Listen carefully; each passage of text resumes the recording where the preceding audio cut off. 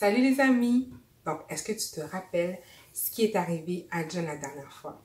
Oui, il était perché sur un arbre. Donc, c'était parce que ça devenait trop dangereux pour lui. Il a dû s'enfuir avec le fils du chef noir. Et là, il était sur l'arbre et finalement, il s'était endormi parce qu'il se faisait nuit. Et vers minuit environ, mais il a entendu « Descendez! Descendez, Monsieur John! Descendez, Monsieur John! » Et il s'était réveillé et c'était en fait le fils qui l'appelait. Donc, il a pu descendre de l'arbre parce qu'il était en sécurité maintenant. Mais John, n'a pas pu rester sur la ville de Tana sur l'île de Tana parce que ça devenait trop dangereux pour lui. Donc, il a décidé de prendre un bateau pour se rendre en Australie. Et arrivé là-bas, il s'est dirigé vers la ville de Sydney. Donc, c'est vraiment une très, très grande ville en Australie. Et là, John, il se demanda, mais si seulement je pouvais aller voir les chrétiens qui habitent dans cette ville pour leur expliquer le besoin des îles de Vanuatu, peut-être que s'ils comprendraient mieux ce qui se passe là-bas, ils auront aussi le désir d'aller sur l'île pour pouvoir eux aussi annoncer l'évangile. Parce qu'il y avait beaucoup de missionnaires dans les îles de Vanuatu, mais pas assez pour annoncer à tout le monde la bonne nouvelle. Donc là, John était en train de prier pour demander à Dieu de lui montrer une manière d'annoncer cette problématique aux chrétiens. Et pendant qu'il se promenait un beau dimanche, il a vu des enfants qui se dirigeaient vers l'église. Et il s'est dit, « Oh, mais je pourrais me présenter là-bas. Si seulement je pouvais expliquer aux enfants les besoins de l'île, peut-être qu'ils auront le désir de contribuer. » Donc, John, il a suivi les enfants. Donc, il s'est rendu à l'église. Et après la prédication du pasteur, il a demandé au pasteur est-ce qu'il pouvait parler aux enfants. Et le pasteur, il était très gentil, donc il a accepté. Donc, John a commencé à expliquer aux enfants qu'il y avait des enfants comme eux, des filles et des garçons et même des femmes et des hommes adultes qui n'avaient jamais entendu parler de Jésus, qui n'avaient jamais même vu la Bible et que ces gens-là, ils avaient besoin de personnes comme eux et comme vous aussi pour aller leur annoncer l'évangile. Et là, tout le monde écoutait et John a demandé aux enfants, est-ce que vous êtes d'accord avec ça? Et là, les enfants ont dit oui, ça fait du sens. Oui, il faut des personnes pour aller leur parler de Jésus.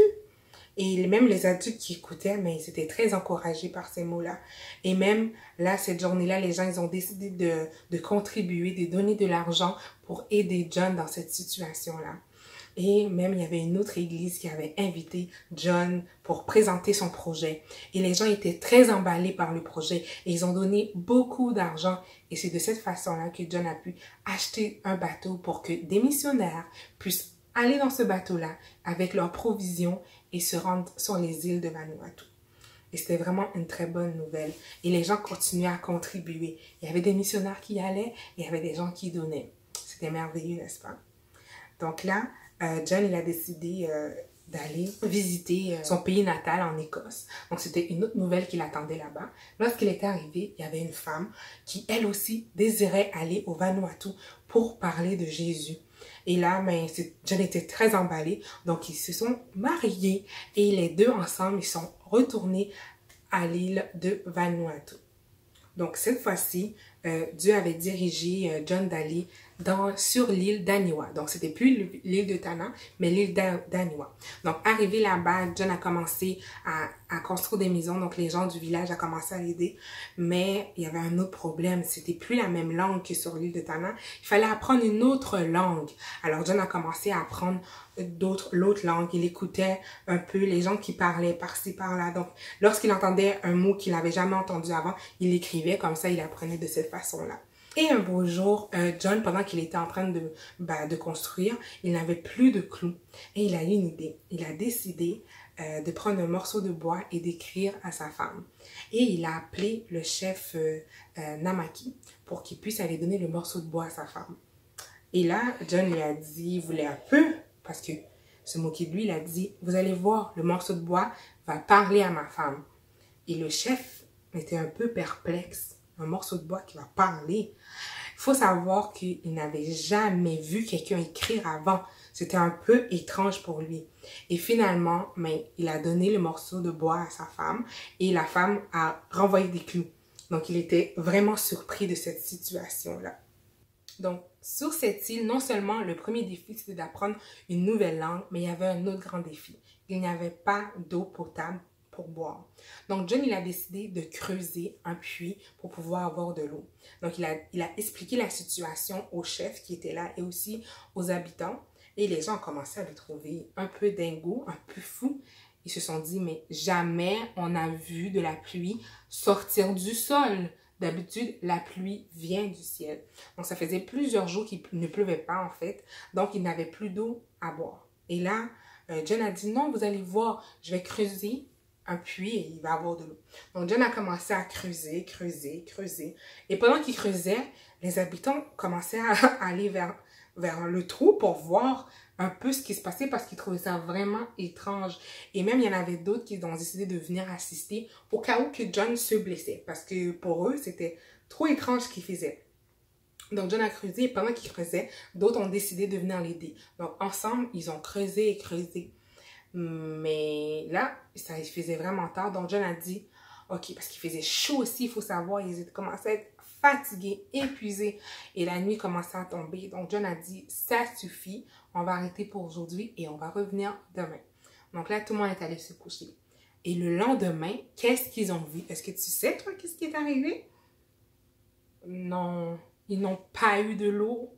Malheureusement, tous les parois où est-ce qu'ils avaient creusé le trou, mais c'était effondré et il n'y avait plus de trou en fait. Donc tout leur travail était en vain. Imagine-toi comment ils ont pu être découragés. Mais John, il n'était pas découragé. Hein? Oublie pas, John, il ne se décourage pas facilement.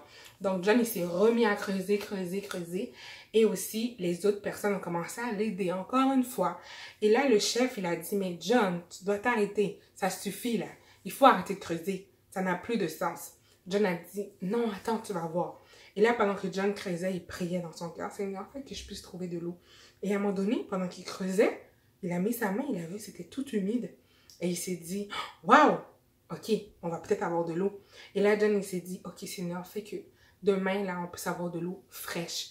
Pas de l'eau salée, parce que si c'était de l'eau salée, ils ne peuvent pas le boire, l'eau de l'océan. Donc, John y priait vraiment pour que ce soit de l'eau fraîche. Donc, encore une fois, la nuit est arrivée. Donc, il fallait aller se coucher. Et là, John, il a continué à prier pour demander à Dieu d'avoir de l'eau fraîche, de l'eau potable.